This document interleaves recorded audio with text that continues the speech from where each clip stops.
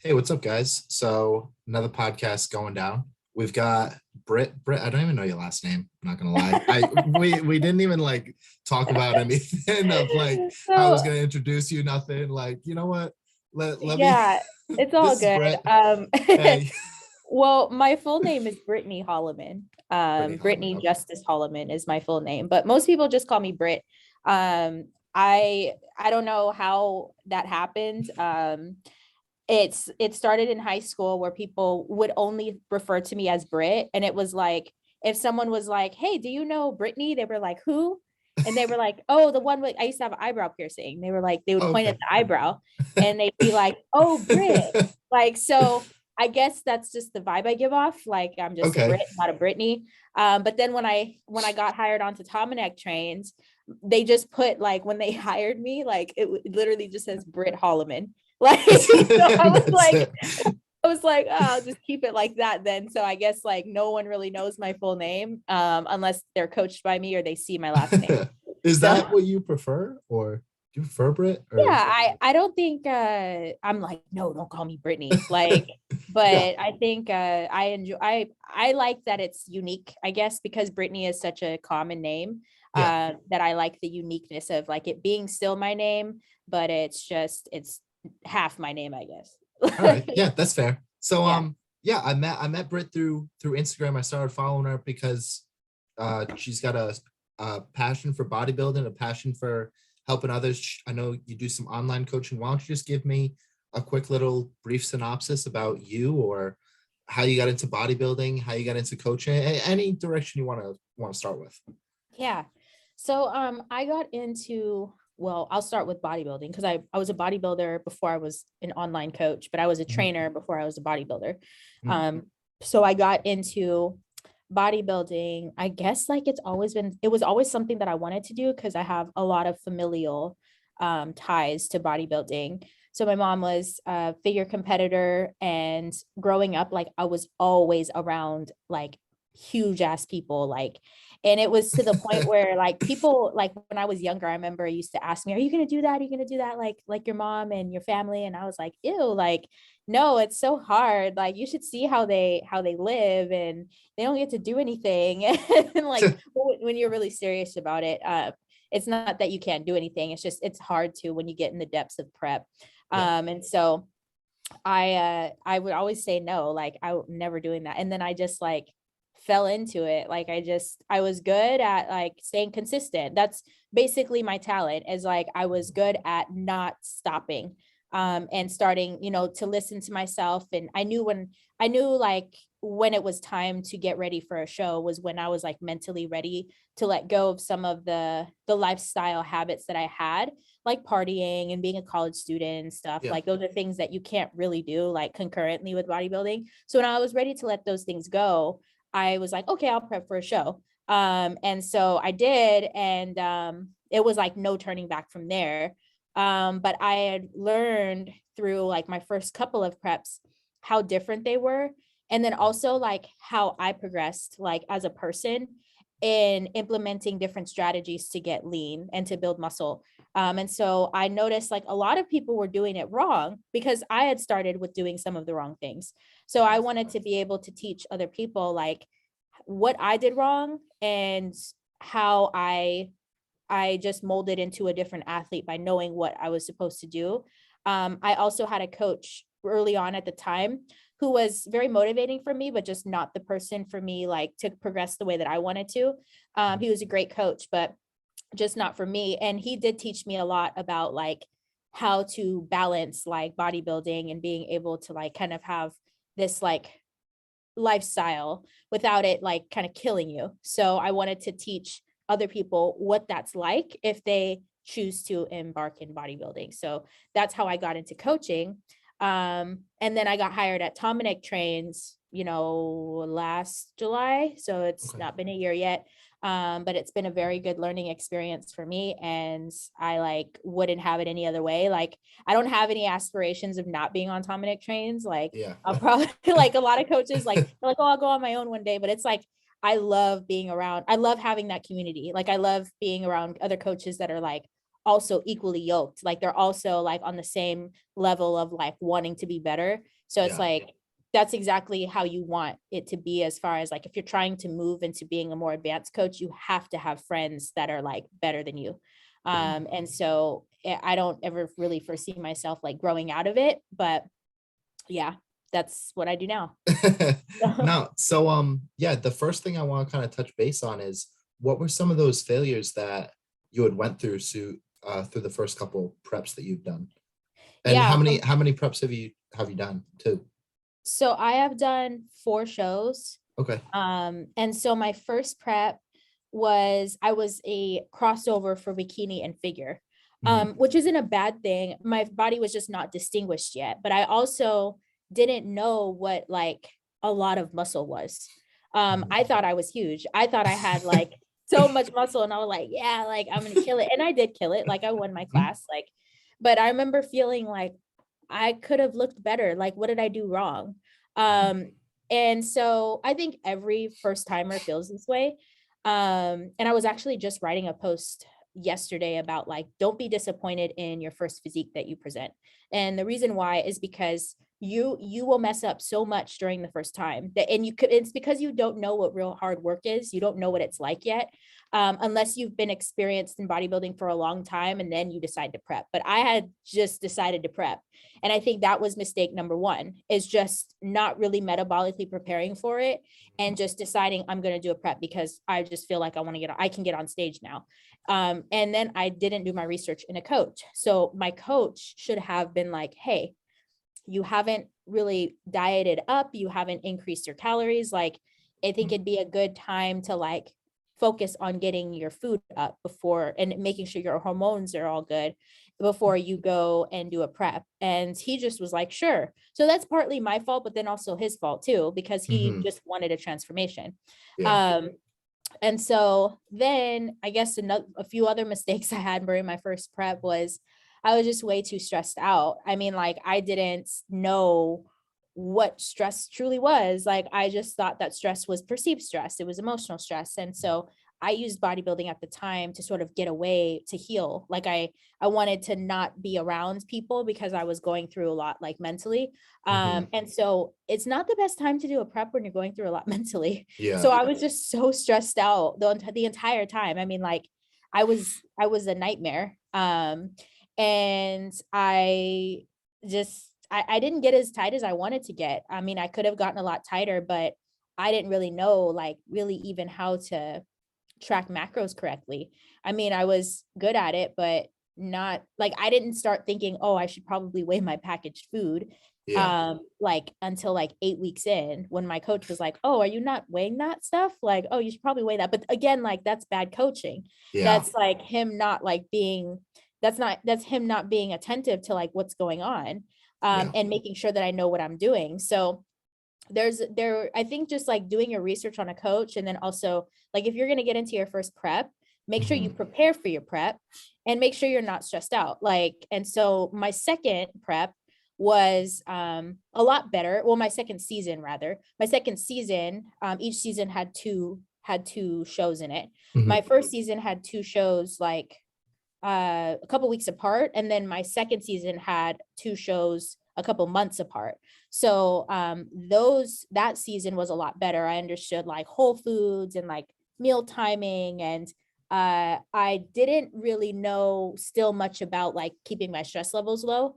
But I did a lot less. I focused more on bodybuilding at the time. I wasn't trying to balance like a party lifestyle while also like prepping at the same time. And I think I tried to do that like my first season. I tried to be fun and a bodybuilder. And Okay. it honestly, like, it doesn't work. So don't do that. Like, don't try to like do both. You have to pick, like, and you have to be mature enough to pick that if you Were want to you win. just like going to parties and like not drinking? Like Yeah. you just have Yeah. like a meal prep with you? Yep. And it was stupid. Oh It's God. God, I have friends that have done that when I was in college. It was the same thing. He was doing a show and he would literally go, and he lived in a party house, and at some points he would just like go to bed, and to the point where he had to barricade his door. so that no one like came in. And he would just wear noise canceling headphones and try to go to bed. Like he was miserable. I mean, like you have to like think about the environment too. I mean, like environment includes where you live, but then also like the friends you surround yourself with. So like if you have friends that you're trying to be in with that are the complete opposite of the goal that you have, like you have to really think critically on like, are you ready to let go of that? And if you're not, it's okay. Like nobody's mad at you, but like don't half-ass your prep. Yeah. Because you will have gone through a lot. Like you will have gone through a lot. Like by the time you get to stage, you don't want to get to your stage and you're like, oh, I'm not really happy where I'm at. And then like, you know, and it's really because you didn't say yes to yourself and no to others more. Yeah. So now moving into future shows, what are some of the bigger takeaways from like just a stress standpoint? Like how do you deal with stress a little bit better moving into like future preps? I just will not get into a prep unless I know I'm able to handle the stress load of the prep. So like I just posted about this today too. Like I've counted 3 times since I've been on stage, which is 3 years ago, almost 3 years now. 3 times where I thought I was ready to prep. I've failed 1 prep. And that taught me a lot of like, it taught me a lot in terms of understanding my limits that I ignored the previous preps. And so there becomes a point where you're like, I'm not supposed to feel this way yet. Or you're like, you know, after doing it a couple of times, like, you know, like where, like if you sat down and wrote like all the things that are weighing you down, if any of those things are emotional stress or like stress from other people or stress because you can't like say yes to yourself, then it's not the time to prep, because it's like, you have to be able to say yes to yourself. And so I'm not saying that like you can't make it happen, because you can, but it's just going to be a lot harder. And so you don't want to put yourself in that position. So me, like, you won't see me if I prep like this year, it's because I'm mentally able to, and I'm in the space to do it. I'm able to put it first. Because that's what makes it worth it for me. Is to be able to say like, I did everything I could. There was like really nothing in my way. And I carried it out as eloquently as I possibly could.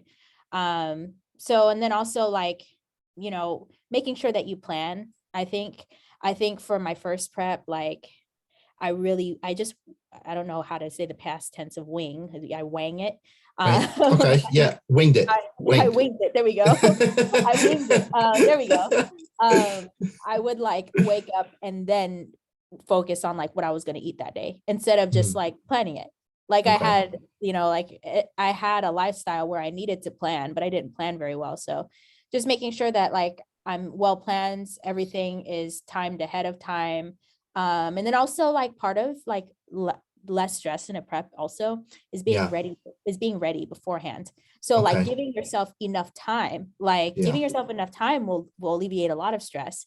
Nobody wants to do a 20-week prep, like, but sometimes you need to do a 20-week prep, because you're not going to be sitting there at 16 weeks out like, okay, like I don't know if I'll make it.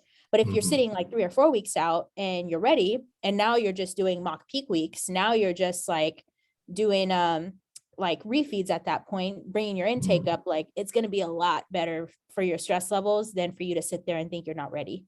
So that makes sense. So when you had first gotten into Tomanek Trained, how, like as a coach, were you training with them before, like as like a client, or? Yeah, Mark's been my coach since like since he was a small guy. I mean, like not a small person, but like since he was a smaller coach. Like I think by the time I came on, I was like one of maybe like 15 athletes, 20 athletes, which I mean, his roster now is in like the hundreds. Yeah. So I was like one of the OG Tomanek trained people. And so, yeah, that's how I started understanding Mark. But I knew who Mark was already when I was living in Ohio. And I remember someone telling me that like the coach that I had at the time, they were like, oh, like you're going to grow out of that, like easy, like you're going to grow out of it. And you're going to want something more. And I can give you like a list of people that would work for you. And I was like, nah, like I really like my coach. And they were like, no, you're probably going to need to move on. Like, and then like Mark was one of them. So Mark at the time, I wasn't coaching very much. He was only coaching like a few people that were like really dedicated. And then when I moved out to California, back out to California, I reached out to him maybe like 6 months later. Okay. So, And now, how is it, like, how have you grown just as like a person and as a coach being under like his roof, I'll say? yeah. Oh man. One, in terms of like accountability, I mean, like, if you think you're held accountable on that team as an athlete, like imagine what kind of standard you're put on as far as accountability as a coach. I mean, like in the contract, when you sign the contract, it says we'll meet like every Sunday, because we meet every Sunday. Yeah. You're committed to meeting every Sunday, like, and will not miss a meeting. Like it's the accountability is, I don't want to use the word obnoxious, but it's very over the top. And I think for good reason, as I haven't missed a fucking meeting. Like I haven't used an excuse to be like, get out that meeting, especially since like I'm California time, they're Eastern time. And so they get to wake up late and do it. I have to wake up early, but it still doesn't matter. I signed the contract. So it's like, there is an accountability piece there that is just like, it puts you on a different level. It makes you understand like really what your limits are as a coach. But also like when he asked me like to come on, he had asked me, what are some of the gaps or like the areas you'd like to fill to be a more complete coach? And so those are things that I got to work on, and still am working on. And so those are areas of growth that like he asked for in the very beginning. That was like, okay, like in this timeline, I'd like for you to learn how to do this. In this timeline, I'll have you doing, you'll be with a client that's going through that.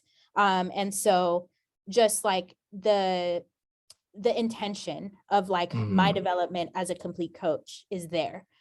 So he doesn't just like bring people on and then he's like, oh, all right, do your thing. Like he's definitely like, he'll even ask to see protocols every few months. So he'll be like, okay, pick two athletes you want me to look at. And then he'll look at them and then make his suggestions there. But I don't feel like micromanaged. I feel just like I hold myself to that standard. And that's like, it's different than being in like a regular job, because it's like your regular job, you feel like a little scared when you're not doing something. Like you feel like you're about to get the hammer on you in your eval or something. But with being a coach, it's like you give yourself that pressure. Nobody else is giving you that pressure.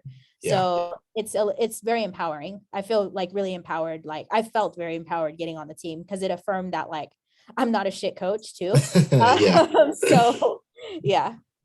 now how has that impacted some of your clients now, holding them to that same amount of accountability? Is there a correlation?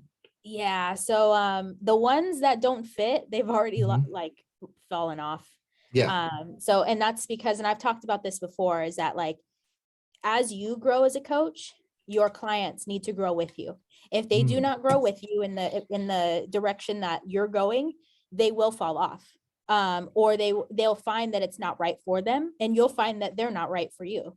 And so I've had more new clients that are like, so like just fit the mold a lot more with me. They fit, like they're very dedicated. They have a long-term goal in mind, and they want to be better every single day. And the ones that didn't, or the ones that are like very short-term, they either no longer reach out or like they've fallen off. So where I was getting kind of like more lifestyle-based clients before, now I'm getting more like, even if they are lifestyle, they're very serious lifestyle clients.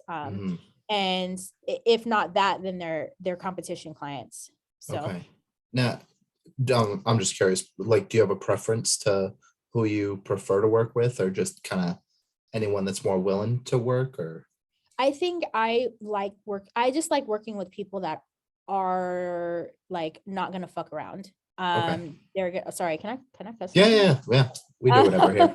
There are people that are very dedicated. I think there will be a point where I'm like, okay, I only want people that are interested in bodybuilding.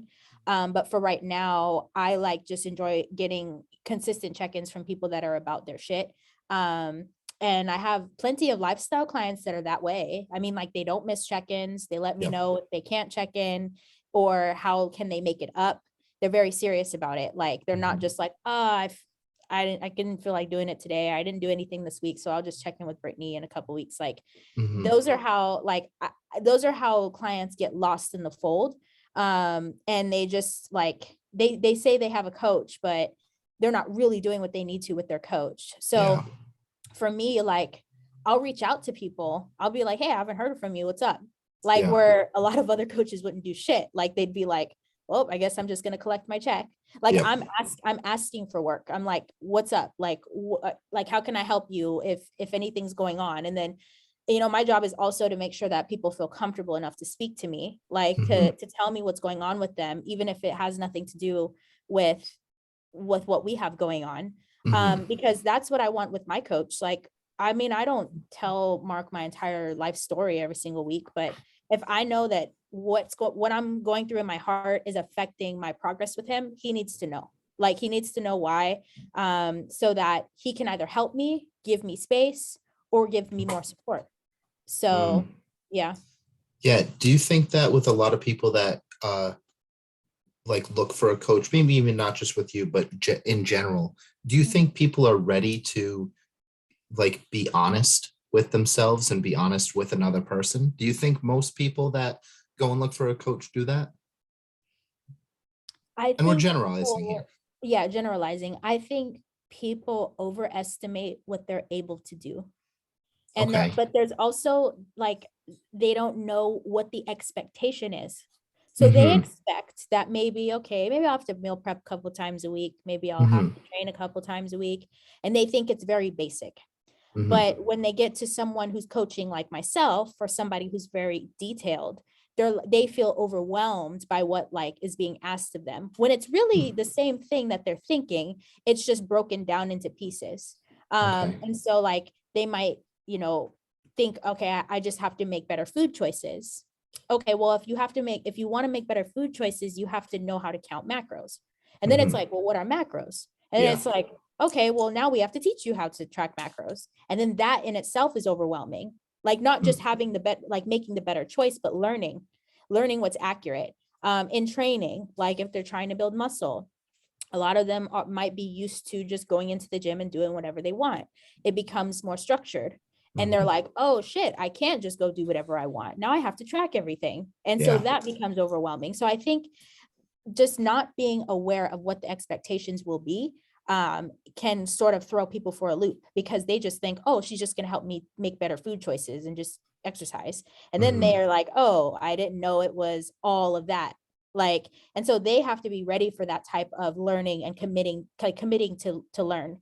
Um, but I think for me, it's easy to say, because when I go and find a coach, like, I know that there's like, I didn't get with Mark until I was ready, like until I Yeah. was like ready to be like, okay, like I'm lifting up, like I didn't go to him knowing that like I was gonna not be on the plan that like he set for me, because I respect him Mm-hmm. so much that I would never do that. Mm-hmm. So there's also a different level of respect there, Yeah. where like when I'm eating my meal, I'm like, it's for me, but it's also because I care so much about my plan. You don't want to So let that person down, because then that becomes an even harder, like just you're putting something that you don't even have to put into reality, like yeah. out there. Like if you just didn't cheat on your plan, then you wouldn't have to have that hard conversation. Yeah, there would be no reason to like say I cheated on my plan. Like, Yeah. and so, but it also helps, like, you know, I am human and everyone's human and things Mm-hmm. happen. And so it helps to have a coach where you can actually talk about it. Mm-hmm. And so for me, like, I want people to feel comfortable talking to me. But if it's like an ongoing thing, then it's like, okay, like every time you come to me and you fucked up, I want you to tell me what you'll do to make it better. Yeah. What you're gonna do in the future to prevent this from happening. I don't want to just hear, yeah, I fucked up. Like, I want Mm-hmm. to, okay, like, what are your actionable steps? And if you don't have actionable steps, then just like, we'll skip your check-in and we'll talk next week. Like, it becomes like that at one point when it's a Yeah. pattern. Yeah.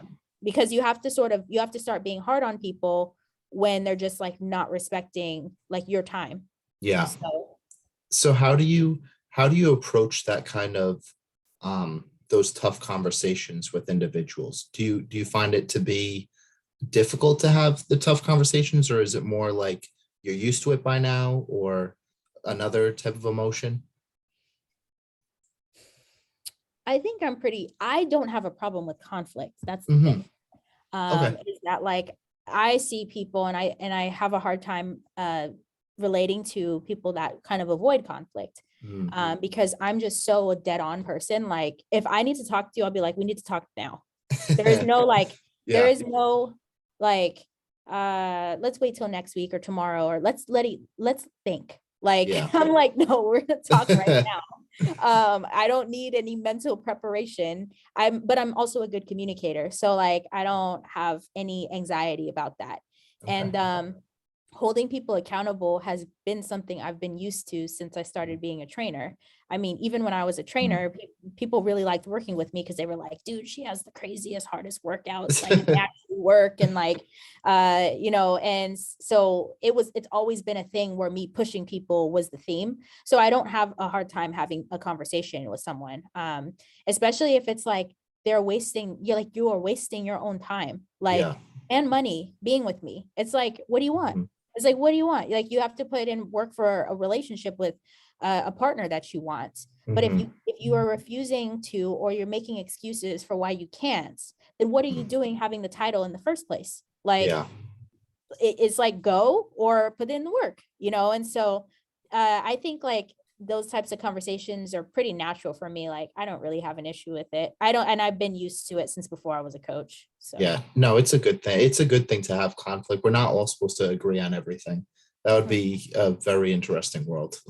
well, I mean, even like in my full-time job, Mhm. I'm a supervisor, and I've been a supervisor since like 2016. Like, Mhm. so having hard conversations even with employees is like second nature now. There's no like, I don't feel bad about it. I'm just like, hey, like this is what's going on. These are the facts. Like, I have to go with what's for face value. Like, and we have to have a conversation about actionable steps to get you to a point where we don't have to have these conversations anymore. So I think a lot of that has translated over to like coaching as well. Mhm. You keep talking about actionable steps, and I love that, first off, Mhm. because there's no progress without action. What do you think some of the hardest parts of actually implementing actual steps is? That was a tough sentence to get out. But like Okay. I think people will go and set an intention to, I'm gonna do this, this, and this, and this, and Mhm. not follow through. How Mhm. do you think that we can get more people to say, this is what I'm going to do and this is how I'm going to follow through? Well, first Does that off, make sense? yeah, no, that to me makes perfect sense. Like, people need to be realistic about their abilities. Mm. Um, they need to be realistic about like their emotions. It might be Mhm. just excited about something. But they also have to like have this belief in themselves that they can do it. And I think also people that tend to not follow through are people that are putting other people first. They Okay. have other people to think about, or other aspects of their life that might be more important, or that they view as more important. And so you have to like really sit and assess, like, what are the most important things in my life? Like, if I sat down and I wrote down like the most important things in my life, Mhm. literally number one is is bodybuilding. Like, Mhm. literally number one is like making sure I'm healthy, making sure Yeah. I am okay. There is no my husband or wife, or there's no my kids, there's no my job, because I do the job that I love. And if I left this full-time job, then I would still do the job that I love. Like, Yeah. but it's my first priority is myself. Why? Because I have the circumstances to think about myself, but a lot of Mhm. people don't have that.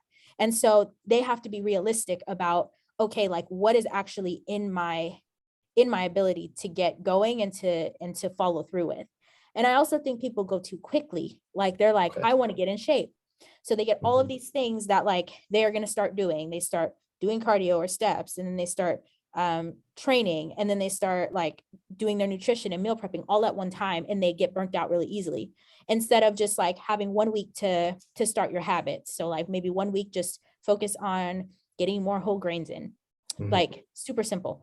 Like, work on just steps when you first start for a few Yeah. weeks. Like, you don't have to go balls to the wall. Like, just make little adjustments, because the more you overwhelm yourself, the faster it ends. um it took me a couple years to like really get the hang of things, Yeah. to the point where I felt comfortable enough to do a contest prep. And even then I wasn't ready. Like even then I was Yeah. still learning, right? So it takes a long time. It takes a long time to develop a lifestyle like that.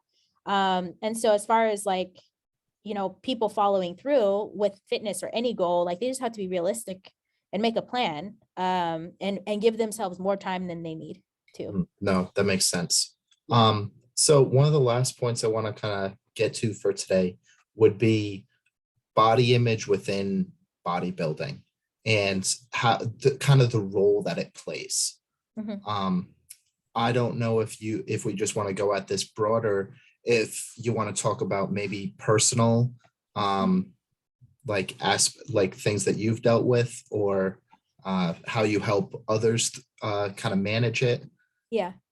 Well, for one, in bodybuilding, sometimes, I mean, maybe unpopular opinion, but like a lot of times things start as an unhealthy body image thing. People either get into it because they are healing from something, or they need to heal, like, or they are trying or something like that to like get into a lifestyle that's a lot healthier, but they get to still focus on food. Like they get to still focus on like their body and stuff, which is awesome. Like it's great. But I've never been like out of shape. I've been a little bit heavier, but I've never been like chunky. Like I've never been like fat. And so I think for me, I know this. And so there's always this thing in the back of my head where I'm like, ah, you're cute. Like there's nothing really wrong with you. But it's when like you're trying to transition from like stage lean and into an off season that people have a really hard time with, because you have an unhealthy, distorted view of like what your body is when you're in the contest prep. And you have a lot of body dysmorphia at the time. And so that is what makes it difficult in the lifestyle. I think if you're accepting of the lifestyle, then you understand that contest prep lean is not forever, but you still always get a little bothered when your lines go away. Like, you know it, but you still get bothered. And so when you're like teaching other people how to not focus on their body so much, or at least not focus on the scale, they have to have an understanding that like to be optimal in health for women, your body fat has to go up. Like you must gain weight. There is no other way to get around it. Same thing for men, for hormone regulation, like same deal. Like to increase libido, same deal. Like you have to be healthy. And so there has to be an acceptance of that, and not just acceptance for what you look like on stage. For me personally, I mean, I've been in the off season for a long time. But I think, you know, as somebody who carries their weight really well, I just look at the positives of how I feel rather than like what I look like. So in the off season, it's great because you have a lot of energy, you're super strong, and you get to eat a lot of food. You're kind of like living your best life. And so it doesn't mean that I don't want to be in a contest prep, because I would love to, but I think about all the things that being in the off season really gains for me, or like what I gain from it. But then also like bodybuilding is the off season. Like I think that people just look at the stage and they're like, oh, that's what bodybuilding is, but it's really quite the opposite. Like bodybuilding is the building part. That's why it's called bodybuilding. You're not building when you're in a contest prep. You're building when you're actually intentionally like adding tissue, which is the time when you are probably a little bit higher in body fat, and probably when you're eating a lot, and probably when you're super strong. That's like what bodybuilding actually is, which is why you need to take a lot of time in the off season. So I think of that. Like, I think, okay, I love bodybuilding, and therefore this part of it matters to me just as much as the contest prep part. So that's how I move through it. And that's like kind of the theme I kind of try to tell, you know, my athletes, is that like, I know you really want to be lean right now, but you need to think about what other areas are very important and then also are necessary for your journey to keep going. So you have this overwhelming like vibration of gratitude, okay, to you. Like, have you always had that? I know that has nothing to do with body image and things like that, but that's like, I'm just curious now. I think it happened over time. It Okay. happened over time of not being grateful. Mm, And so now it's just like, I'm just happy to have a passion. I mean, like, when I was younger, I didn't have anything I was like particularly good at, like at least nothing that I felt recognized for. And so like I was never like a star athlete. I was never like I was never like the smartest person. I was always like pretty average at everything. And I like hated it. Like I was just like, there's nothing that really identifies me as a person. Like that guy over there, he's like the star football player. Like yeah. everyone like identifies him as that. And I didn't really have anything. And I didn't like it when I was younger. I remember I used to like cry a lot about it. I used to be like, I just want something I'm good at. Like I want something that I can focus on. And then I started bodybuilding. And I was at first so mad that I liked it, because I was like, oh, I didn't want to like be like my mom, like, but it happened. And then I was just so grateful that like I could do it. And then like money didn't matter to me anymore. Mhm. It just the feeling of being happy that I've had something that made me happy enough to like help people. So I guess I'm grateful because I spent a lot of time wishing and wanting. And then I got it and I was like, oh, like I don't ever want this to go away.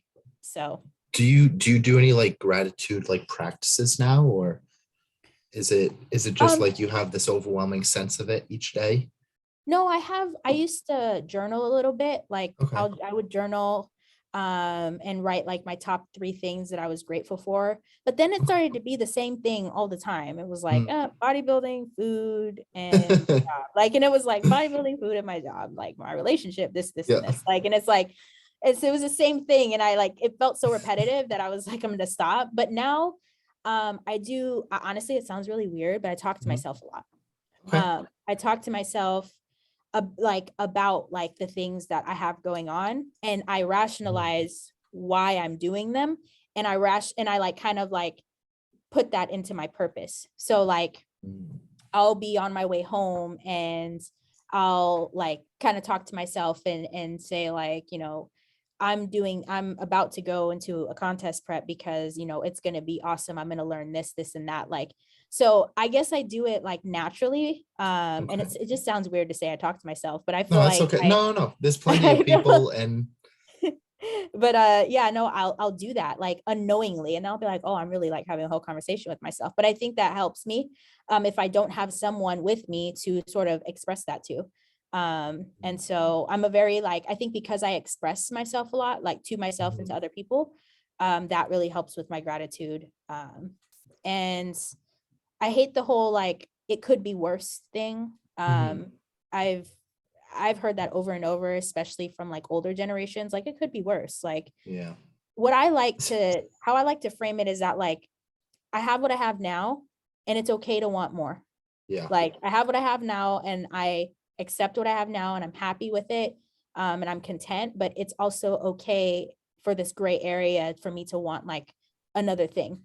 Yeah. And so I think I have a good like understanding and accepting of gray areas as well. That helps. That's a good way to put it. But with even just with talking to yourself, I mean, the power of like self-talk is huge that people don't fully understand sometimes. What someone once told me to, if you don't always feel comfortable talking to yourself, you can just record yourself, but that's Mhm. it, and then just listen to it back. And I did Yeah. that a couple of times, and I was like, this is weird. But at the Yeah. same time, you listen to it, and you're like, huh, I really thought this. Like hearing it is so Yeah. much different than just thinking it sometimes. I have a friend that does that. Oh, okay. He has like videos and videos of himself in his phone, him saying Yep. like devotional stuff to himself and like doing Mm. gratitude things and saying what he's appreciative of or what he wants to do or his goals. Instead of writing down his goals, he'll record him saying his goals. Oh, And okay. so yeah, like yeah, my friend does that. I will just talk to myself. Like yeah. Yep. So yeah. But whatever works. So I feel like that's a pretty good place to leave off for today. Okay, So cool. I really appreciate you coming on, speaking to everyone that's listening to this today.